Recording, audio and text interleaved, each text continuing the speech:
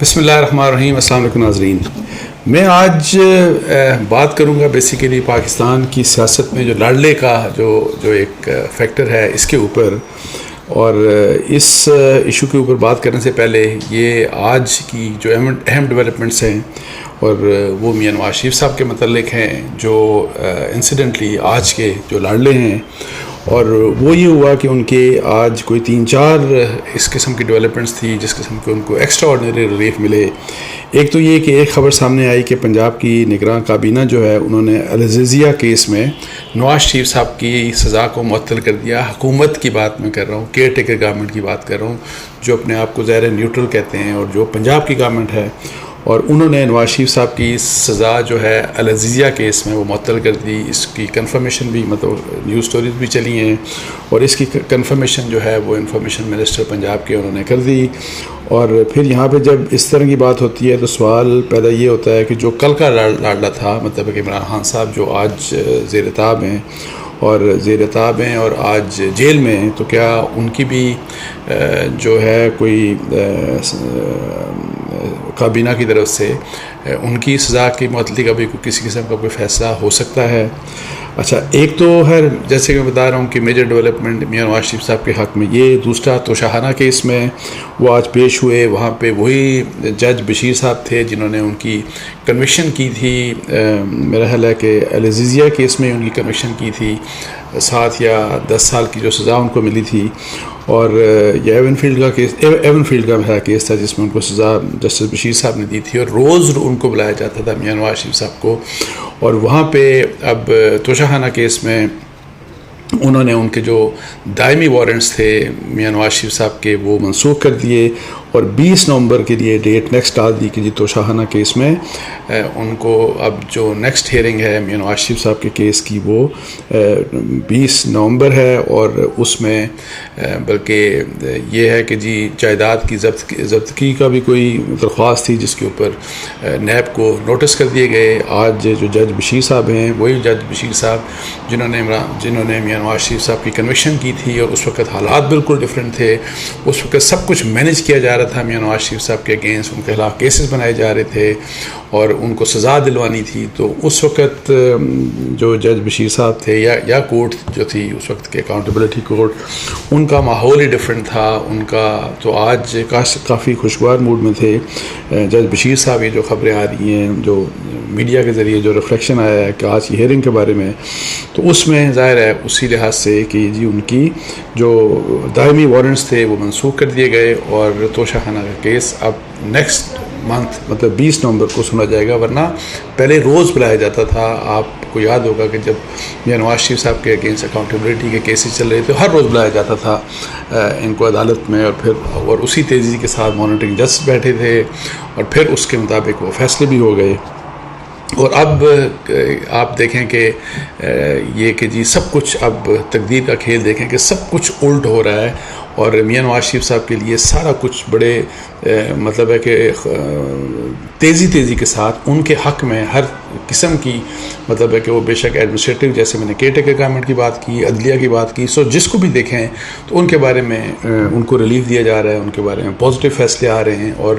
وہ جو حالات آج سے 4-5 سال پہلے میاں نواز شریف صاحب کے تھے اس سے 180 ڈگری ٹوٹل اپوزٹ اب ان کے لیے حالات ہو چکے ہیں. اور وہ جو جس طرح کے ہوتا ہے نا کہ خصوصی حالات ان کے لیے بنا دیے گئے، اور یہ جس کو پاکستان پیپلز پارٹی بھی کہتی ہے اور بھی لوگ کہتے ہیں کہ میاں نواز شریف صاحب کے جی ان کو جو آج کل ان کے ساتھ جس قسم کا سلوک ہو رہا ہے وہ ایک لاڈلے کا سلوک ہو رہا ہے.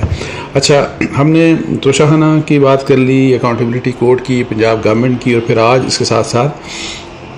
اسلام آباد ہائی کورٹ میں بھی میاں نواز شریف صاحب کی پیشی تھی. اور اسلام آباد ہائی کورٹ میں چیف جسٹس عامر فاروق صاحب اور جسٹس گل حسن صاحب، ان کے 2 کیسز جس میں آپ کو یاد ہوگا کہ ایون فیلڈ اور العزیزیہ کیس میں ان کی ضمانت کا تھا اور اپیلوں کے ریوائول کا تھا. تو وہ آج تک ان کی ضمانت تھی. جس وقت آپ کو جس دن وہ آئے تھے اس سے پہلے ہی ضمانت لے لی گئی تھی، ان کی پروٹیکٹیو بیل لے لی گئی تھی. تو اب اس کیس میں آج اسلام آباد ہائی کورٹ میں یہ کیس کیس ان کا ہوا اور میاں نواز شریف صاحب خود بھی پیش ہوئے وہاں پہ، اور وہاں پہ یہ ہوا کہ جی 2 دن کی 26 اکتوبر تک توسیع کر دی گئی، مطلب ہے کہ ان کی ضمانت کی، پروٹیکٹیو بیل کی، اور وہاں پہ جو سب سے امپورٹنٹ جس چیز کو جو ایک امپورٹنٹ بات تھی کہ نیب کا کردار بہت ہی مطلب ہے کہ فرینڈلی تھا، بہت ہی دوستانہ تھا میاں نواز شریف صاحب کے متعلق. وہ نیب جو کہ جس نے جھوٹے سچے کیس بنا کے میاں نواز شریف صاحب کو، شہباز شریف صاحب کو اور بہت سے لوگوں کو جو PMLN کے لوگ تھے، یا جب گورنمنٹ ان کی ختم کرنی تھی یا ختم کر دی، اس کے بعد مختلف ان کے لوگوں کو جیلوں میں ڈالا، ان کو کئی لمبے عرصے تک جیلوں میں ڈالا. تو آج وہ نیب ٹوٹل اس کا اتنا بڑا یو ٹرن کہ جو پروسیکیوٹر جنرل نیب کے وہاں پہ پیش ہوئے، تو انہوں نے، حالانکہ ان کو نوٹس نہیں ایشو ہوا تھا، لیکن انہوں نے یہ کہا کہ ہم تو نواز شریف کو گرفتار ہی نہیں کرنا چاہتے. اب آپ دیکھیں کہ اپیلوں کی مطلب ہے کہ ظاہر ہے اپیلوں کی بحالی بھی ہو جائے گی، اور چونکہ نیب خود جب جو مدعی جب سست پڑ جائے تو پھر آپ دیکھیں گے کس طرح سے کوئی کیس آگے چل سکتا ہے. سو جو کیسز اس وقت کی سپریم کورٹ کے ذریعے ان کے حکم کے اوپر جو کیس بنوائے گئے اور جن کو نیب نے جن کو پرسو کیا، جس کے اوپر مانیٹرنگ جج ایک بیٹھا اور پھر میاں نواز شریف صاحب کے اگینسٹ فیصلے کروائے گئے، ان کی کنوکشنز کروائیں گئی اور بڑے غلط انداز میں کنوکشن کرائی گئی، اس میں کوئی شک نہیں. لیکن اس پروسیس کو ریورس کرنے کا بھی ایک میتھڈ ٹو میڈنس ہوتا ہے، ایک طریقہ ہوتا ہے. لیکن اب آپ دیکھ لیں کہ پروسیکیوٹر جنرل صاحب نے آ کے کہہ دیا یا جو کہ جی ہمیں تو ان کو گرفتار ہی نہیں کرنا. لیکن ظاہر ہے جو اس کے اوپر جو جسٹس گل حسن صاحب انہوں نے تعجب کا اظہار کیا کہ یہ نیب جو ہے وہ تو نوٹس جب دیں تو وہ نہیں آتے، اور آپ دیکھیں کہ پہلے ہی آ گیا نیب، اور یہاں پہ اور نیب کے جو رول ہے اس کے اوپر بھی کویشچن ریز کیے گئے. تو اب یہ ہے کہ جی 2 دن بعد کیا ہوگا، ایکسپیکٹڈ ہے وہی بات جو آلریڈی پروسیکیوٹر جنرل نے کہی، نیب آ کے کہہ دے گا. اور اسلام آباد ہائی کورٹ کو، چونکہ اسلام آباد ہائی کورٹ نے نیب کو بھی نوٹس ایشو کر دیا یہ اپیلوں کی بحالی میں اور ان کی گرفتاری کے سلسلے میں، تو اب نوٹس ایشو کر دیا تو وہ تو نیب نے تو